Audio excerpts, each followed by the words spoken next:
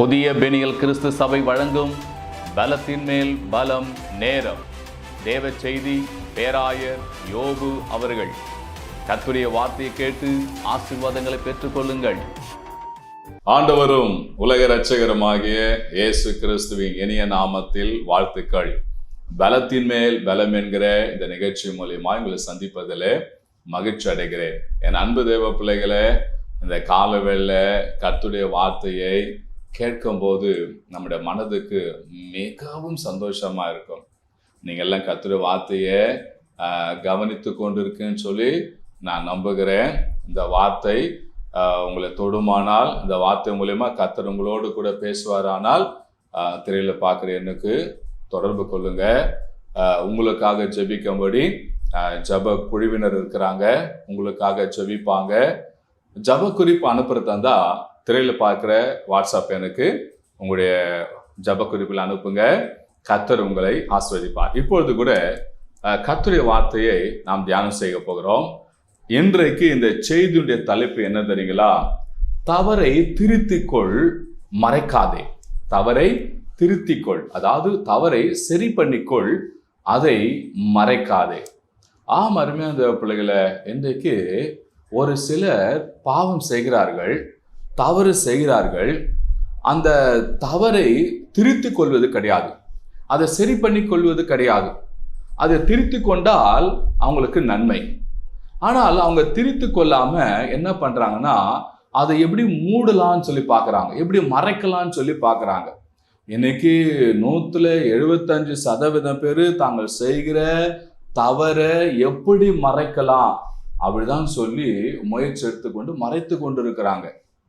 ஒரு சிலர் மாத்திரம்தான், ஒரு 25% பேர் மாத்திரம்தான் அவங்க தவறுகளை உணர்ந்து அதை திருத்தி கொண்டு அதை சரி பண்ணி கொண்டு நல்ல வாழ்க்கை வாழ விரும்புறாங்க.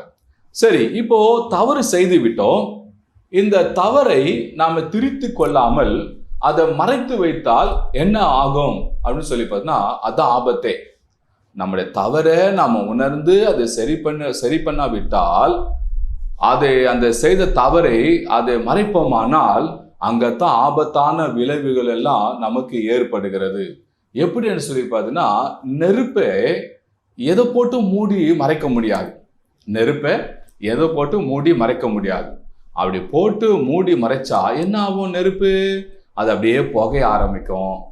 அப்படியே புகைய ஆரம்பிக்கிற அந்த நெருப்பு கொஞ்ச நேரம் அல்ல நாளடைவில் அது பற்றிக்குன்னு எரிய ஆரம்பிக்கும். அப்போ புகையிறது வாசனை மற்றவங்களுக்கு தெரியும், பற்றி எறிவது எல்லாருக்கும் தெரியும். பாருங்களேன், பற்றி எறிவது என்ன ஆகும்? அப்போ அது ஒரு அசிங்கத்தை ஏற்படுத்தி விடுமே. கர்த்தர் நாமத்துக்கு ஸ்தோத்திரம். தவறை மாத்திரம் நம்மளோட வாழ்க்கையில ஏற்படுற தவறு எப்படி செய்து விட்டீங்க, தவறு எப்படியே நடந்து விட்டது, அந்த தவறை நம்ம மறைக்காம அந்த தவறை திருத்தி கொண்டு சரி பண்ணி கொண்டு நாம் கர்த்தர் சமூகத்தில் வருவோமானால் கர்த்தர் நமக்கு உதவி செய்வார், நல்ல வழிகளை கிடைக்கும். அதுதான் சரியான ஒரு பரிகாரமே. அதாங்க, நம்ம செய்கிற தவறை திருத்தி கொள்ள வேண்டும். அதுக்குன்ட்டு அடிக்கடி தவறு செய்துட்டு அடிக்கடி வந்து திருத்தி கொள்வது அது அல்ல. கர்த்தர் நாம ஸ்தோத்திரம், அது வேற மாதிரி ஆயிடும். கர்த்தர் நாமத்துக்கு மகிமை உண்டாவதாக. நம்முடைய வாழ்க்கையில தவறை நம்ம திருத்தி கொள்ளனா வாழ்க்கையே மிகவும் வேதனைக்குள்ள ஆகிவிடும். ஒரு சகோதரன் நான் சந்தித்தேன். நான் என்னோட சர்ச்சில் இருக்கும் போது அவன் தான் சகோதரன், நல்ல ஒரு அருமையான சகோதரன். நாங்கள் சர்ச் கட்டும் போது எங்களுக்கு 2 சிமெண்ட் மூட்டை கேட்டேன், வாங்கி கொடுத்தாரு. அவரே கொண்டு போட்டு போதுமாயா என்ன வேணும் சொல்லு என்னாரு. போதும்பா அப்படின்னு நான் சொன்னேன். நல்ல ஃப்ளாட்டாக அழகாக இருப்பான் அந்த மனுஷன். சர்ச்சில் வாப்பான்னு சொல்லுவேன். வரையான் சர்ச்சுக்கு போயிருந்த மனுஷன் தான். வேற ஒரு சர்ச்சுக்கு, அது சர்ச்சுக்கு போய் நின்ட்டான். ஸோ இங்கன்னா வான்னு சொன்னேன், வருவான், அடிக்க ஜாம் பண்ணிப்பான், ஆனால் வரமாட்டான் சர்ச்சுக்கு. அவன் ஜாம் பண்ணிக்க அப்புறம் வரையான்ட்டு ஜாம் பண்ணி போயிடுவான். ஒரு நாள் அவனுக்கு ஒரு மாதிரி மனநிலை பாதிக்கப்பட்டுச்சு. அப்போ ஒரு முறை என்கிட்ட ஓடி வந்து என் காலை பிடிச்சா, ஐயா என்னை மன்னிங்கன்னு சொன்னான். என்னப்பா நான் என்ன மன்னிக்கணும் அப்படின்னு சொல்லி கேட்கும் போது, இல்லையா என்னை மன்னிங்க, என்ன சொன்னதுன்னா என்ன காரணம் சொல்லு அப்படின்னு. இல்லை எனக்கு ஜாம் பண்ணுங்கய்யா, ஏசப்பா பார்த்த மன்னிக்க சொல்லுங்க, ஜாம் பண்ண சொன்னா. கடைசி வரைக்கும் அவன் சொல்லவே இல்லை. சரி, நானும் அவனுக்கு ஏசப்பா அவன் என்ன தவறு செய்தான்னு தெரியல, மன்னிங்க அப்படின்னு சொன்னேன். அப்புறம் சொன்னேன், நீ சொல்லுப்பா இப்போ என்ன தவறுன்னு சொன்னா. அதுக்கப்புறம் பாருங்க, அவன் தான் தவறே சொல்ல அவனுக்கு விருப்பம் இல்லை. அவன் சொன்னான், நான் மனசாட்சிக்கு விரோதமான காரியங்களை செய்து விட்டேன், நான் செய்த பாவம் மிக பெரியது ஐயா, அதை நான் செய்யக்கூடாது, நான் செய்து விட்டேன் அப்படின்னு சொன்னான். பணம் இருந்த காரணத்தால் செய்து விட்டாங்க. ஆனா சொன்னேன், நீ சொல்லி ஏசப்பா நான் மன்னிப்பு கேளு, கண்டிப்பா மன்னிப்பாரு வாழைப்பன்னு சொன்னா அதை அவன் மறைக்கத்தான் பார்த்தானே தவிர அது வெளியே சொல்லி அதுக்கென்று தீர்வு காண கத்தெடுத்து சொல்லி அதுக்கென்று தீர்வு காண அவனால முடியாம போச்சுங்க. நாளில் ரொம்ப மனநிலை பாதிக்கப்பட்டு இன்னைக்கு அவன் ஒரு மனநிலை பாதிக்கப்பட்டு அங்க ரோடுகளில் உட்காந்துக்கிட்டு அப்படியே அலைந்து திரிந்து கொண்டு இருக்கிறான். கர்த்தர் ஸ்தோத்திரம். என் அன்பு தேவ பிள்ளைகளே, தவறுகள் வருவது உண்டு, ஆனால் அதை நம்ம மறைக்க முயற்சி செய்யக்கூடாது. தேவ சமூகத்துக்கு வந்து அந்த தவறை சொல்லி ஆண்டவரை ஜபிக்கும் போது ஆண்டு அதுக்கண்டு ஒரு வழியை திறந்து உன்னை வாழ வைப்பார். கர்த்தர் ஸ்தோத்திரம். தவறை மாத்திரம் என்றைக்குமே மறைக்காதீங்க. பாருங்க, தாவீது பக்தன் வாழ்க்கையில ஒரு சம்பவம் நடக்குதுங்க. 2 சாமுவேல் புஸ்தகம் 11ஆம் அதிகாரம் 1ஆம் வசனத்திலிருந்து 27வது வசனம் வரைக்கும் வாசித்து பார்த்தோன்னா, அங்க யுத்தத்துக்கு போக வேண்டிய ராஜா யுத்தத்துக்கு போகாம அவரு நல்லா தூங்கி எழுந்து அந்த பால்கன்ல இருந்து பாக்குறாரு. மாலை நேரத்துல அங்க ஒரு ஸ்திரீ ஸ்நானம் பண்ணி கொண்டிருக்கிறா. அவன் மேல ஆசைப்பட்டு அவளை வர சொல்லி அவளோடு சேர்ந்து அவர் தவறு பண்ணி விட்டாருங்க. தவறு பண்ணிட்ட உடனே அதுக்கப்புறம் கேட்கிறாரு, யாரும் கேட்டா எல்லாம் உரியாவின் மனைவின்னு சொல்றாங்க, இருந்தாலும் அவர் பாருங்க அந்த தவறை செய்து விட்டார். இப்போ 2 சாமுவேல் புஸ்தகம் 12ஆம் அதிகாரத்துல அதுல பார்த்தா நாத்தான் என்கிற தீர்க்கதரிசியை ஆண்டு அனுப்புறா. ஏன்னா தாவீது உரியாவின் மனைவியோடு தவறு செய்து மாத்திரம் இல்ல, இந்த செய்தியை கேட்டு உரியா மனைவி கர்ப்பம் ஆயிட்டான்ற செய்தியை கேட்ட உடனே இப்போ அவன் கணவனையே கொலை பண்ண முயற்சித்து கொலை செய்து விட்டான் தாவீது. இப்போ மனைவி விதவி ஆயிட்டான். இப்போ பாத்தீங்கன்னா அந்த ஊரியா அவன் செத்து போயிட்டான். இப்போ இந்த காரியம் தேவனுக்கு பொல்லாப்பா இருந்தது. உடனே நாத்தான்கிற தீர்க்கதரிசி அங்க சொல்லும் போது ஒரு ஓமை போல சொல்றாரு. ஒருவனுக்கு ஒரு ஆடு இருந்தது. அந்த ஆடு அவன் மடியில செல்ல குழந்தை போல இருந்தது.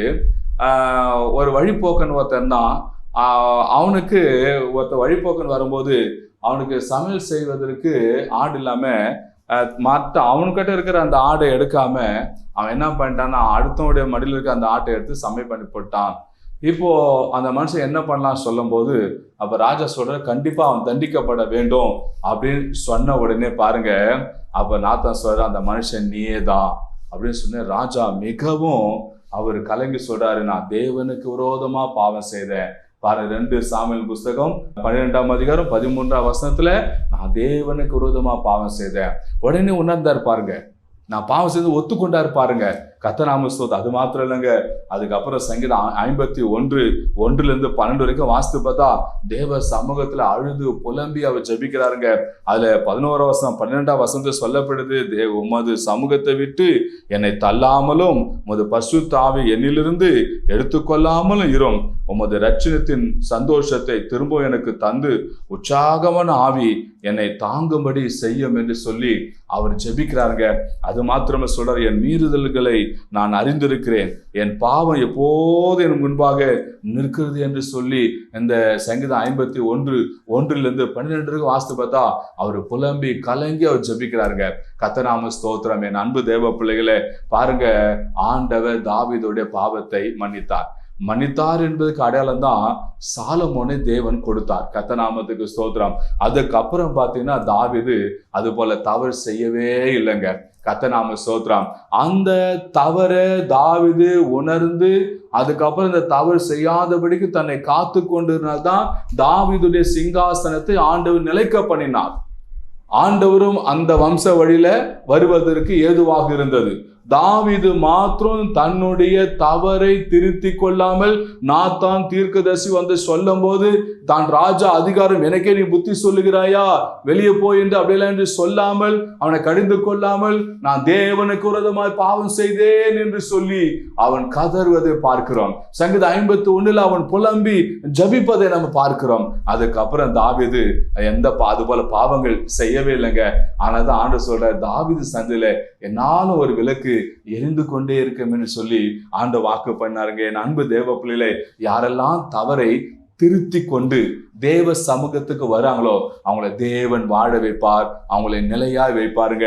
அது மாத்திரமல்ல, லூக்கா எழுதின சுவிசேஷம் 15ஆம் அதிகாரம் 11வது வசனத்திலிருந்து 24வது வசனம் இருக்கும் வாசிப்பதா அங்க இளைய குமாரன் மூத்த குமாரன் என்ற அந்த சம்பவத்தை பார்க்கிறோம். இளைய குமாரன் தனக்கு எல்லாம் தெரியும் என்று சொல்லி தகப்பன் இந்த ஆஸ்தி எடுத்துக்கொண்டு தூர தேசத்துக்கு போய் அவன் துன்மார்க்கமா செலவு செய்து எல்லாவற்றும் அழிந்த பின்பு அவனுக்கு சாப்பிடுறதுக்கு சாப்பாடு கூட இல்லாம இப்போது அவனுக்கு புத்தி வந்த போது அவன் எழுந்து சொல்லுகிறான், புத்தி தெளிந்த போது என் தகப்பனில் எத்தனையோ வேலைக்காரர்கள் பூர்த்தியான ஆகாரம் இருக்குது, நானும் இங்க பசினாலே சாகிறேன் என்று சொல்லி அவன் சொல்றான். ஒன்று செய்வேன், நான் என் தகப்பனத்துல போய் தகப்பனே நான் உமக்கு விரோதமாகவும் பரத்துக்கு விரோதமாகவும் பாவம் செய்தேன், இனி உன் குமாரன் என்று சொல்லப்படுவதற்கு நான் பாத்திரன் அல்ல, உங்களுடைய வேலைக்காரர்கள் ஒருவராக என்னை ஏற்றுக்கொள்ளும் என்று சொல்லுவேன் என்று சொல்லி தன்னை திருத்தி கொண்டு தகப்பனத்தில் வருகிறான். அவன் வருவதை தகப்பன் தூரத்துல கண்டு ஓடி அணைத்து கட்டி பிடித்து அவன் வீட்டுக்கு அழைத்து பாருங்களேன். என் அன்பு தேவ பிள்ளைகளை, யாரெல்லாம் தன்னுடைய தவறை திருத்தி கொள்ளுகிறார்களோ அவங்கள தேவன் கட்டி அணைத்துக் கொள்வாருங்க, தம்மண்டு சேர்த்துக் கொள்வாருங்க. நல்ல கவனிங்க, தவறு செய்த நாம தான் ஆண்டுகிட போனோமே தவிர தவறு செய்து இருக்கிற நாம ஆண்டு நம்மளை தேடி வர மாட்டார். கர்த்தநாமத்துக்கு சோத்திரம். தகப்பன் ஒருபோதும் இளையகுமாரன் தேடி போகவில்லை, ஆனால் எதிர்பார்த்து கொண்டிருந்தான். ஒரு நாள் இளையகுமாரன் வந்தான், தகப்பன் சேர்த்து கொண்டான். அவனுக்கு ஆடலும் பாடலும் அவனுக்கு மோந்திரமும் வஸ்திரமும் போட்டு அவனுக்காக கொழுந்த கன்றுகளை அடித்து அவங்க சந்தோஷமா இருந்தார் என்று சொல்லப்பட்டிருக்கிறது. என் அன்பு தேவ பிள்ளைகளே, உங்க வாழ்க்கையில ஏற்படுகிற தவறை நீங்க திருத்தி கொண்டால் உங்களுக்கு வாழ்வு உண்டு, உங்களுக்கு உயர்வு உண்டு, நல்ல ஒரு உங்களுக்கு அந்தஸ்து உண்டுங்க. ஆனா தவறை திருத்தி கொள்ளனா உங்களுக்கு என்னைக்குமே அது பிரச்சனையாக தான் இருக்கும். உங்களால் நிம்மதியா தூங்க முடியாது, நிம்மதியா எழுந்திருக்க முடியாது, நிம்மதியா வாழ முடியாதுங்க. பாருங்க, தவறு திருத்தி கொண்ட 2 பேர் சொன்னேன். தாவீது தன்னுடைய தவறை திருத்தி கொண்டு தேவ சமூகத்தை ஜபித்ததுனால அவன் சிங்காசனத்தை ஆண்டு நிலைக்க பண்ணினார். இளையகுமாரன் தன்னுடைய தவறை உணர்ந்து அதை சரி பண்ணி கொண்டு தகப்பத்தில் வந்தபோது தகப்பன் ஓடி கட்டி அணைத்து கொண்டார். பாருங்க, இவங்களுக்கெல்லாம் வாழ்வு கிடைத்தது. இன்றைக்கு உங்க பேரை நம்ம வேதத்துல இருக்கு நம்ம வாசிக்கிறோம், இந்த கதையை நம்ம பார்க்கிறோம். ஆனால் பாருங்க, வேதத்தில் சில பேர்த்தோட தவறு திருத்தி கொள்ளவில்லை, அதனால அவர்கள் மாண்டார்கள், வாழ வேண்டியவர்கள், அவங்க முன்னாடி பல சந்ததிகள் வர வேண்டியது, ஆனா அழிந்து போனாங்க. தவறை திருத்தி கொள்ளணுங்க. பாருங்க, அப்போஸ்தலர் புஸ்தகத்துல 5ஆம் அதிகாரத்தை வாசிக்கும் போது அனனியா சப்பிரால் என்ற 2 பேரை பார்க்கிறோம். 2 பேரும் தேவனுக்கு அந்த அவங்க ஆஸ்தியெல்லாம் விற்கும் போது தேவனுக்கு நினைச்சு வித்தாங்க. ஆனா வித்த பிறகு மனம் மாறிச்சு, கொஞ்சம் எடுத்துக்கொண்டாங்க வஞ்சித்து. இப்போது பேதுரு கேட்கிறாரு, இவ்வளவுதான் வித்தீங்களான்னு சொல்லும் போது தவறு திருத்தி கொள்ளணும் இல்ல, திருத்திக்கொள்ள. ஆமா, இவ்வளவுதான் வித்தோன்றாங்க. கணவன் வந்து செத்து விட்டான். கணவன் செத்தது மனைவிக்கு தெரியாது, அவளும் வரா கேட்கிறாரு, இவ்வளவுதான் வித்தீங்களா? ஆமா, இவ்வளவுதான் வித்துன்னு சொல்லும் போது அப்போ சார் உன் புருஷனே அடக்கம் பண்ண கால் ஏதோ வருகுது, அவனும் கொண்டு போன்னு சொன்ன போது அவளும் மாண்டு செத்து போனான். தன்னுடைய தவறு, ஐயா நாங்க வித்தது உண்மைதான், கொஞ்சம் எடுத்துக்கொண்டோம், எங்களை மன்னிச்சிடுங்க அப்படின்னு சொல்லியிருந்தா அங்க அவங்களுக்கு வாழ்வு கிடைச்சிருக்கும். ஆனா அந்த தவறை மறைச்சாங்க, அவங்க மறைச்சாங்க. இவ்வளவுதான் வித்துனா இவ்வளவுதான் வித்தான்ட்டாங்க பாருங்க, மறைச்சிட்டாங்க. கர்த்தநாம ஸ்தோத்திரம். பயம் இல்லை, யாருன்னா தெரிய போகுது அப்படின்னு நினைச்சிட்டு மறைச்சிட்டாங்க. மாண்டு போனாங்க. கர்த்தநாமத்துக்கு ஸ்தோத்திரம். என் அன்பு தேவ பிள்ளைகளே, நல்லா கவனிங்க, தவறை மறைக்காதீங்க, அதை திருத்தி கொண்டு தேவ சமூகத்துல ஒப்புரவாகுங்க. தேவன் உங்களுக்கு நிலையான சிங்காசனம் தருவார், அழகான ஒரு வாழ்க்கையை தருவார், உங்களை தேவன் வாழ வைப்பார். அடுத்தது பாருங்க, யூதாஸ் இயேசுவை காட்டி கொடுத்ததுக்காக அவன் பாருங்க, அவன் தன்னை திருத்தி கொள்ள பாவம் செய்யணும் சொல்லி தற்கொலை பண்ண ஓடினான். அவன் தான் மாண்டு கொண்டான் பாருங்களேன். கர்த்தநாம ஸ்தோத்திரம்.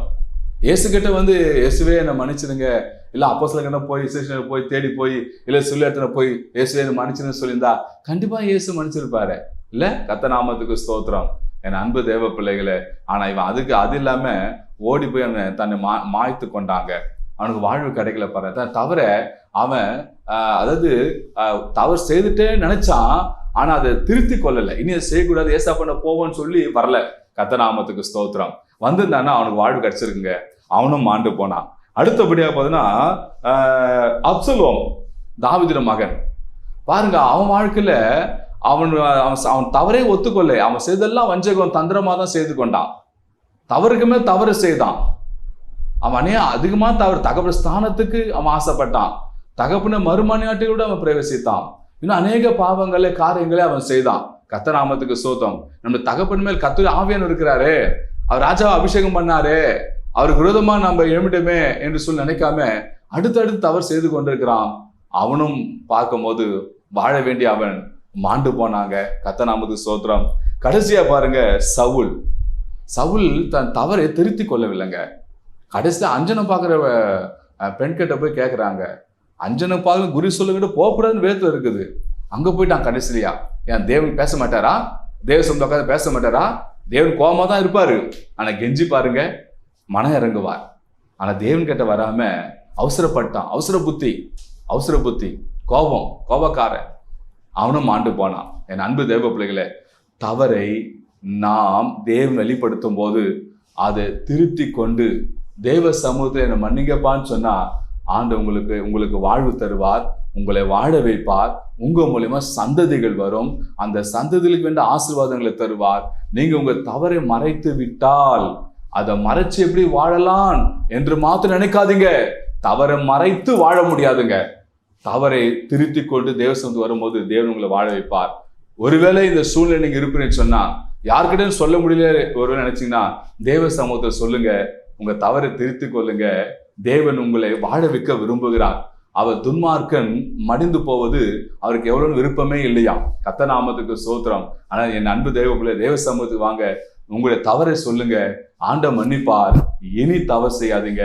நான் ஜெபிக்கிட்டமா உங்களுக்கு கண்களை மூடுங்க. எங்கள் அன்பின் பரலோக பிதாவே, ஏசப்பா இந்த வேலை வார்த்தை கேட்டுக்கொண்டுக்கிற அருமையான ஏசப்பா, இந்த வாலிப மகனுக்காக, வாலிப மகளுக்காக, ஏசப்பா அருமையான தாயாருக்காக, அருமையான தகப்பனாருக்காக அந்த வார்த்தை கேட்டுக்கொண்டிருக்கிற ஏசப்பா அந்த பிள்ளைகளுக்காக ஜெபிக்கிறேன் ஐயா. ஏசப்பா அந்த வார்த்தை மூலியமா நீங்க இவரோட பேசியிருப்பேன்னு சொன்னா, இந்த வார்த்தைகளை தொட்டு இருக்குமானால் இப்போதே ஏசப்பா அங்க வாயை திறந்து, ஏசப்பா என்ன மன்னிங்க, தவறை உணர்த்ததுக்காக நன்றி, இனி நான் செய்ய மாட்டேன்னு சொல்லும் போது, இதோ சாமி உங்க தவறுகளை மன்னிங்கப்பா. கர்த்தாவே, என் மீறுதல் உமக்கு முன்பாக இருக்கு தாவீது சொன்னாரே, அதே போல ஏசப்பா இவங்க மீறுதெல்லாம் உமக்கு முன்பாக இருக்குது, அதை மன்னிங்கப்பா. உங்க ரத்தத்தை கழுவி சுத்திகரிங்கப்பா, பரிசுத்தப்படுத்துங்கப்பா, உங்களுடைய பிள்ளைகளை மாற்றுங்கப்பா, ஆண்டு இவங்களை வாழ வைங்கப்பா. உங்களுடைய கரத்துல ஒப்பு கொடுக்கிறோம். உயிர் தெழுந்த இயேசு கிறிஸ்து நாமத்தில் ஜெபிக்கிறோம் ஜீவனுள்ள நல்ல பிதாவே. ஆமென், ஆமென், ஆமென். என் அன்பு தேவ பிள்ளைகளே, வார்த்தை கேட்டீங்க. உங்களுக்காக ஜெபிக்கணும்னு சொன்னா திரையில பார்க்குற எனக்கு தொடர்பு கொள்ளுங்க. உங்களுக்காக ஜெபிக்கணும் ஜெபக்குன்னு இருக்கிறாங்க, அவங்க உங்களுக்காக ஜெபம் பண்ணுவாங்க. இந்த வார்த்தை மூலியமா நீங்க தொடர்பு சொன்னா உங்க நண்பர்களுக்கு மிக அனுப்புங்க, சொந்த பந்தங்களும் அனுப்புங்க. அவங்களும் தன்னோட தவறை திருத்தி கொள்ளட்டுமே, அவங்களும் தேவ சொந்தம் வந்து ஆசை பெற்றுக்கொள்ளட்டுமே, அவங்கள வாழட்டுமே. அது உங்க மூலியமா நடக்கட்டும். இந்த ஒரு ஊழியமா கருதி செய்யுங்கள். கர்த்தர் உங்களை ஆசீர்வதிப்பார். God bless you.